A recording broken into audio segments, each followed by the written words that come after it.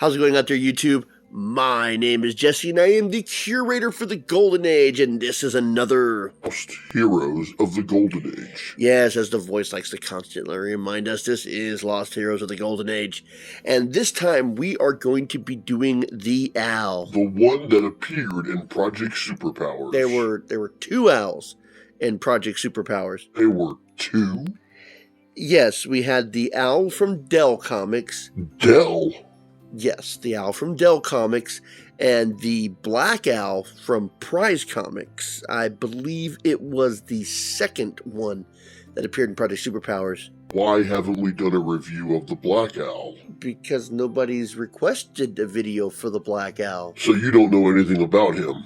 No, actually, I know quite a bit about the black owl. I did the research for him when I did the review for Yankin' Doodle, which I probably could do a better review now that I have more research material to work with.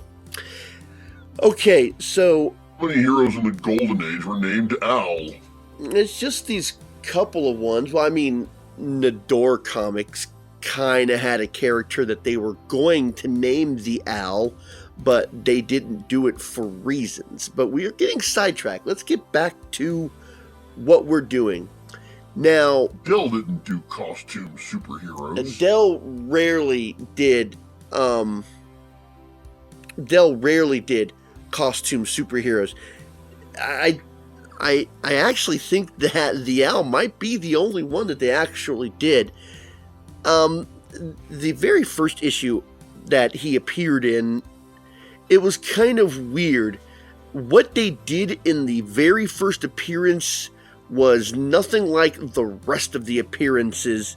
We're going to get into that. I think what they were trying to do with the first issue was they were trying to lay the groundwork for something that was really rather ridiculous, and I'm glad that they only stuck with that for one issue.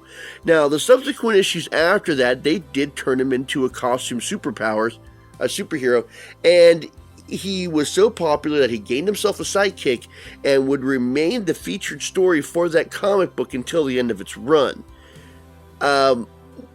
When they tried to bring him back, it didn't work as so well. We'll get into that too. Now, there was the second appearance. They give him a text box where they describe the Owl like you would normally see in a Golden Age comic, which they really should have had this text box appear in the first issue. In fact, the first appearance we should just totally disregard altogether. I mean, it did set up who he is and how he operates, but it was just silly and ridiculous. I don't know where they were going with this first appearance. I'm not actually sure how you could have kept that idea going altogether, but they quickly found out what they were doing wrong, changed it, and made it a lot more popular. So let's get into Lost Heroes of the Golden Age. Yes, the Owl for this Lost Heroes of the Golden Age. Let's do it. The Owl, Nick Terry, first appeared in Crackerjack Funnies number 25 in 1940. The original publication was Dell, and he was created by Frank Thomas. Now, when the Owl first appeared in number 25, it was near the back, and I don't think it was very well received, because even in the next issue, it wouldn't be even close to the featured story, but they actually did change what they were doing with the Owl, and I have to admit, it was a good change, and you'll see the first appearance and why. Now, in Crackerjack Funnies, when the Owl first started to appear, he would take over the featured cover, and then he would kind of fight for the featured story position. Dell Comics had a really weird way. In most comic books, you put your most popular superhero in front, and then the less popular ones would get relegated to the middle or the back. Now, when Crackerjack Comics was coming out, these characters were all over the place. The Owl, who was popular, would sometimes be the featured cover, featured story, and in the one where he's not the featured story, he is near the back, but he was popular enough that he didn't. It was a weird thing. Now the Owl would be the featured would start becoming the featured cover, and then he would be the featured story all the way until the very last issue. At least in the last issue, they didn't say he'll appear in another comic book. Now he was popular enough that they changed him. Now, after they changed him, he still kept these fluorescent eyes, which we'll get into. And he even got himself a sidekick, Bella Wayne, Miss Owl. Now, a lot of people, when referring to her, call her, they call her Owl Girl. That's not who she was. She was Miss Owl. Now, after Cracker Jack Funnies would come to an end, this was at the same time when people started losing faith. You know, they weren't into the costume superheroes as much as they used to, and Dell Comics really didn't do superheroes all that much. He would get moved to Popular Comics, and he would do a handful of issues with those. His sidekick would appear in a handful of those as well. But in the Popular Comics, he was all the way at the very back. Now, Popular Comics like to reprint comics from the comic strips, and those were all more popular than he was. And he would last until issue 85, even though Popular Comics would still keep going after that.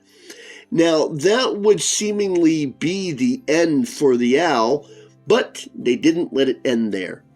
In the 1960s, the Batman TV series inspired a whole bunch of people to want to try and bring back some of these Golden Age characters. They tried coming up with something for the Owl, and now he had a new sidekick, Owl Girl, who was a completely different person, Laura Holt. And they didn't mention what happened with Bella Wayne, which was the original Owl Girl and his fiance or whatever. Now, they only had 2 issues that was a year apart. It wasn't well received. The interesting thing about this was this version of the Owl was written by Jerry Siegel. Now, if you don't recognize that name, then you obviously have failed in your Golden Age comic book research. Jerry Siegel was one of the creators of Superman. Now, after these 2 issues from Gold Key, he would appear in the 70s when Gold Key, I think it was he appeared in issue of 22 of The Occult Files of Dr. Skeptor, and he was just alone at that time. Now, he would appear on the pages of AC Comics, the AC's Men of Mystery comic, and of course, AC took just about every single Golden Age character they could get their hands on, because all of these characters were in the public domain. And as we did say, the Owl did appear on Project Superpowers. Now, he really didn't do much in Project Superpowers. For a large part of the stories, he was just there. He was another character from the Golden Age to just fill up the pages. About the time that some of the heroes were fighting the characters that came out of Ace Comics, such as the Unknown Soldier and Vulcan and Magno, which we've talked about the Unknown Soldier and Magno. The Owl would have a couple of speaking lines, and then after he spoke, I don't think he appeared on the pages anymore. He really wasn't that strong of a presence. He could flew, and the costume looked pretty cool. I think in the Project Superpowers, he could also shoot out, was it a black light? I didn't look very closely at what he was doing. Now, after Project Superpowers, he would have a 4-issue miniseries where he would have Owl Girl, which I think this is what people associated Miss Owl being Owl Girl, where he was still the young version of he always was, but the Owl Girl that he worked with was the granddaughter of Bella Wayne, from the original run of the Owl. Now, I don't have any Project Superpower comic books besides Project Superpower, so I really can't go into that too much, which one of these days I would really like to.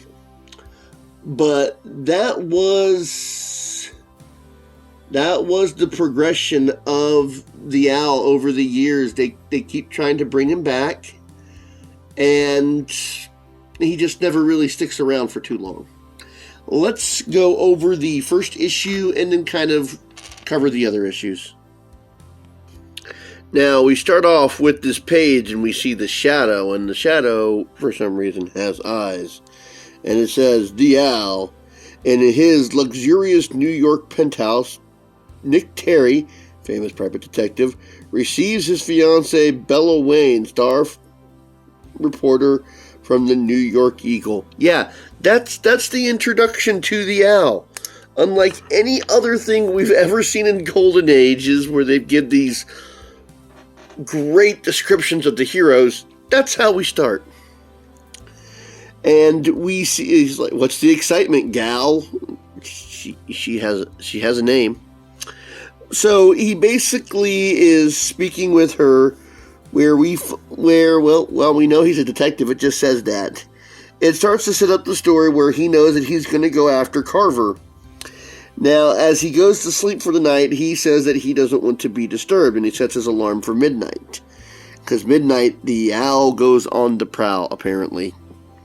Now, this is the very first costume that you see, and this is ridiculous as heck. He has this cape and this hood that has phosphorescent eyes. It says, let's see. I wonder where they talked about it. Yes. Taking his private elevator down to the basement, the Owl, large black shadow with phosphorescent eyes, goes out into the night. Now, he is finding this person that we saw in the newspaper has escaped. And he shoots someone he believes ratted on him. The Owl goes in to investigate, and he tracks down Carver. "You are doomed, Carver. Doomed! What is this? Who are you? What do you want?" And he follows this guy the whole time as a menacing, looming shadow. Yeah, I can't make this thing. I can't make this out. I probably could make something this stupid up, but he is chasing this guy the whole time as a giant looming shadow, because all he ever sees is just the shadow. And he keeps taunting Carver. And at one point, I believe he says, "The Owl will strike before dawn, Carver." And he is trying to get to the dock and get these secret documents, which is what the Owl wants. And he gets on his boat and he starts to sail away. And as he does that, he goes, "Here comes the dawn, Louie," which was the sidekick that Carver was using. "And I ain't dead yet. Ha ha, you scared, Louie? Ha." And he goes down in the deck of the boat, and then he sees the Owl standing there. "It's dawn, Carver. Your time has come." And then we see he's dead. The shock must have been too much for his heart. Well, this crook surely deserves it. Now to get the papers. And yeah, the guy died from shock, because I don't know. He died from shock. It's the stupidest way to dispatch a villain. Well, apparently he gets these papers, and let's see, "I'll take them to the naval authorities in Washington." So Carver's dead. He gets the papers and he solves the crime. Later that morning, Bella calls. "Well, why you sleep, Nick Terry? I get news scoops. Carver is found dead this morning. A small paper owl was pasted on his forehead." This is later that morning. What time is this? I mean, how did she get the information so fast? Do news reporters automatically get the information as the police are doing the investigation? I doubt she would know this quickly. Okay. Yes, his henchman is alive but scared stiff. Babbled something about an owl person, but I think it's the work of another gang. My. You are the little news hound. The next month, the owl strikes again. Don't miss it. Now, this is the only time that the owl would appear like this. They actually did better in the next issue. Now, I like the opening of the next issue a lot better. It's more Golden Age-ish compared if you've watched my other videos. He is known to the daytime world only as Terry, the commonplace detective. But when the chimes of midnight echo through the sleeping city, Terry dons the black robes of the owl and steps from his luxurious penthouse to private plane or elevator and is swallowed by the midnight blackness. Sworn foe of the underworld, the exploits of the owl command the fear of all kingdom and the puzzled exasperations of the law. And that's a pretty good description of the owl. He fights the criminal organizations, and as being a detective, he would be privy to information that you wouldn't normally get from the regular channels. So he kind of has some inside inspiration. Now, he taunts the police a little bit by saying, hey, I've done your job for you. Here you go. He gets in the way of gangs. He is wanted by the cops. The cops want to bring him in. And the fact that he constantly seems to be slipping their grasp is to the annoyance of the police. Now, Bella Wayne, you can probably guess why they called her Wayne, didn't know who he was at first, but then she would find out who he is, and then she would appear as his sidekick. Now, she didn't appear in every issue, but she did appear enough, and oh yeah, I like the outfit that she's wearing. The short shorts definitely should have been for female superheroes. She basically does what a normal sidekick would do. She's the foil for the hero. In one issue, she seems to take more center stage because the villain that the owl is trying to take down believes that she is the owl, and she is able to get a little deeper into the organization based on that. But this is how he seems to operate. He goes out at midnight and solves the crime before the light of the day. I don't know why it has to be midnight specific. You can probably guess what superhero he seems to be imitating. He goes out at night. He can see in the dark. He has a sidekick. And he has a plane that flies. And he's got combat abilities. Oh, and he has a cloak that allows him to glide like an owl flying through the night. Yeah. I'm not saying it, but you should be able to get the idea. But he faded like all other heroes. I don't think Dell really realized what they had with the owl. Because if they did, they could have marketed him and kept him around better. But Dell didn't really do costume superheroes, said they didn't know how to do what they did with him. And we've explained how he's come out a couple times, did his Project Superpowers, and that is it on the owl. Well, I hope you enjoyed this Lost Heroes of the Golden Age.